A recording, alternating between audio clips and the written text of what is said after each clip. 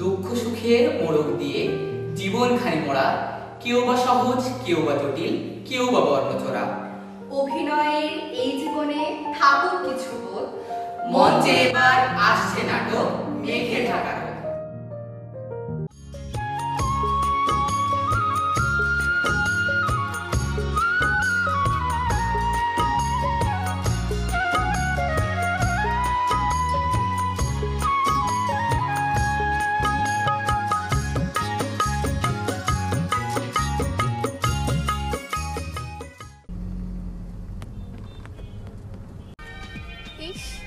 এই পথটা যদি শেষ না হতো। পথ শেষ হবে না কেন? কি বলছো? আমাদের ওই মুক্তিযোদ্ধার ডকুমেন্টারিটা তো নিতে হবে। কিচ্ছু বুঝবে না। কি বুঝবো এখানে? মনে মনে আমিও তোমাকে পছন্দ করি, কিন্তু সাংবাদিকতার পেশার কারণে তোমাকে বলতে পারি না। তুমি যে কোন রূপসী, মন চাই ময়না পাখির মতো তোমাকে বুকের পিঞ্জিরায় পুষে রাখি।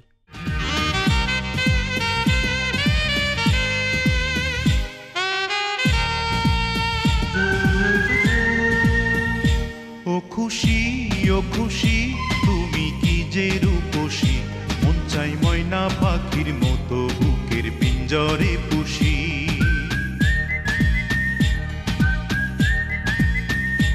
ও খুশি, ও খুশি, তুমি কি যে রূপসী, মন চাই ময়না পাখির মতো বুকের পিঞ্জরে পুষি। এই কি ভাবছো? কই কিছু না তো। দেখো কি সুন্দর ফুল। হ্যাঁ তাই তো, সুন্দর ফুল। ও এটা তো যশোর, যশোর তো ফুলের জন্য বিখ্যাত। তোমার ফুল পছন্দ? হ্যাঁ অবশ্যই পছন্দ। তুমি ফুল নিবা? হ্যাঁ অবশ্যই। চলো তাহলে নামি। চলো। এই মামা ফুল কত? এই মামা ফুলে হাত দেবেন না, ফেব্রুয়ারি মাস চলতেছে, ফুলের মেলা। দাম বলে কি ফুল কত করে রে? এই তোরা চলে আসিস। আরে তোরা কি ফুল নিবি? আমার কাস্টমার ছাড়ে কেন? আমি তো তোকে নিব। আরে ছাড়, এই যা দেখ কত সুন্দর। এই কাস্টমারটা নষ্ট করছিস কেন?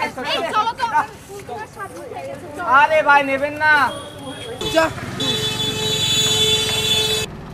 চাচা, মুক্তিযোদ্ধা মরিয়মের বাড়ি কোথায় বলতে পারেন? এটাই সম্ভবত সেই বাড়ি, দেখে যেতে হবে। এটাই হবে সম্ভবত। বাড়িতে কেউ আছেন? শুনছেন? এই অসময়ে আবার কে এলো? হ্যাঁ বাবা বলো। চাচা আসসালামু আলাইকুম। ওয়ালাইকুম আসসালাম। আমরা ঢাকা থেকে এসেছি। আমরা সাংবাদিক। আমরা মরিয়ম বিবির সাথে দেখা করতে চাই। মরিয়ম? সে তো আমার ভাতিজি। সে এখন পাগল প্রায়, তার সাথে দেখা করবে? সে পাগল মানে? সে তো একজন বীর মুক্তিযোদ্ধা। আমরা তার সাথে সাক্ষাৎ করতে চাই, সেটা কি সম্ভব? হ্যাঁ সম্ভব, চলো। চলুন।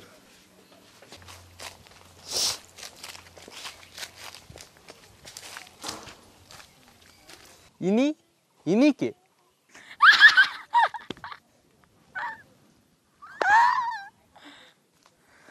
এই আমাদের মরিয়ম, যাকে আপনি খুঁজছেন। ইনি মরিয়ম? ইনার অবস্থা কিভাবে হলো? উনি তো একজন বীর মুক্তিযোদ্ধা। সে অনেক কথা, চলুন বসে কথা বলি।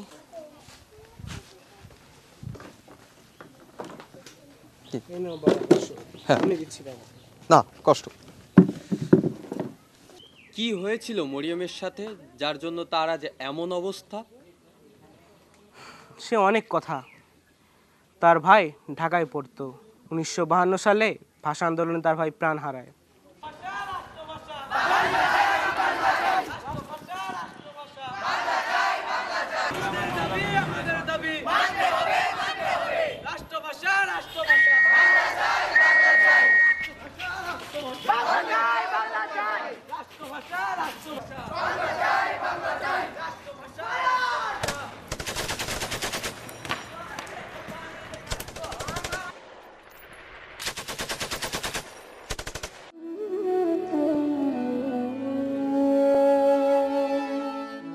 তারপর সে শোকাগ্রস্ত হয়ে যায়।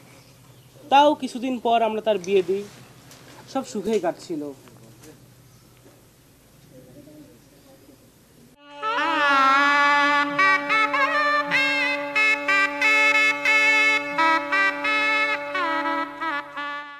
ওগো শুনছো?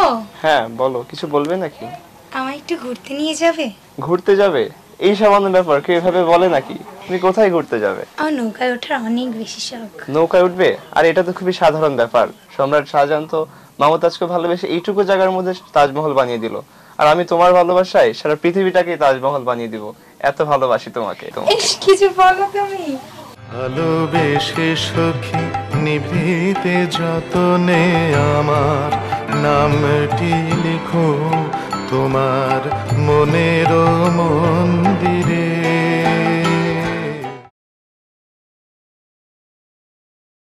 মা সামনে তো বৈশাখী মেলা, আমারটা পাঞ্জাবি কিনে দাও না। কিসের বৈশাখী? দাও না, আমার সামনে তো বৈশাখী মেলা, আমি তো পড়াশোনা করি। মরিয়াম কই তুমি?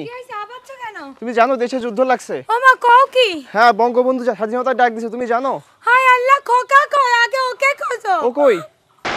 এবারে সংগ্রাম আমাদের মুক্তির সংগ্রাম, এবারে সংগ্রাম স্বাধীনতার সংগ্রাম। জয় বাংলা।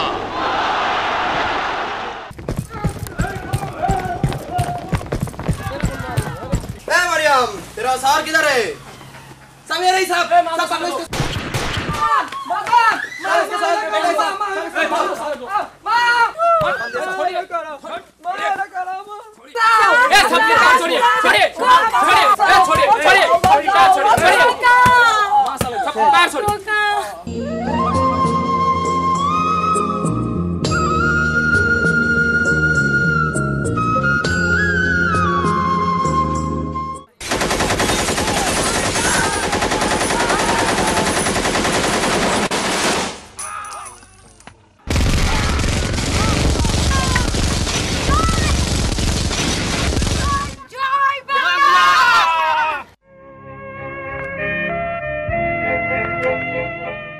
আচ্ছা বুঝলাম যুদ্ধে সে সবকিছু হারিয়েছে, কিন্তু সে তো যুদ্ধ করেছে এবং দেশকে স্বাধীন করেছে। তারপর তার কি হলো? তারপর সে তো আরও কাহিনী। তারপর তার উপর আরও অত্যাচার বেড়ে যায়।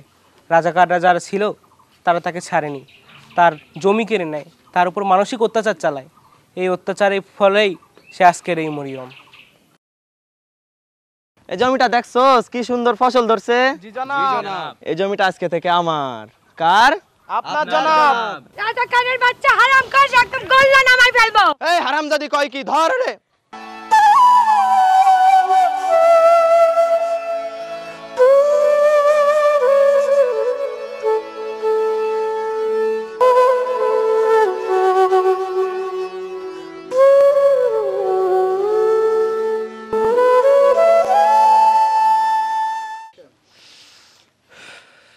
আচ্ছা সবই বুঝলাম, আমরা এই বিষয় নিয়ে লেখালেখি করব এবং আশা করি এর বিচার হবে।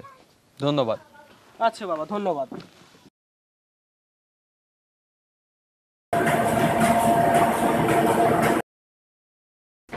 হুজুর পুলিশ আসছে, হুজুর পুলিশ আসছে।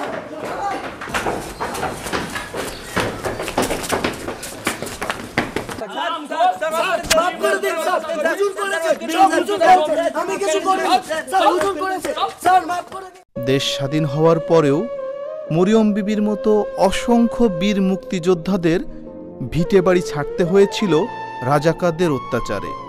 মরিয়ম বিবির ঘটনা প্রবাহ থেকে এটাই প্রতীয়মান হয় যে লাল সবুজের পতাকা অর্জনের পরেও মানুষরূপী হায়ানাদের অত্যাচার থেমে থাকেনি।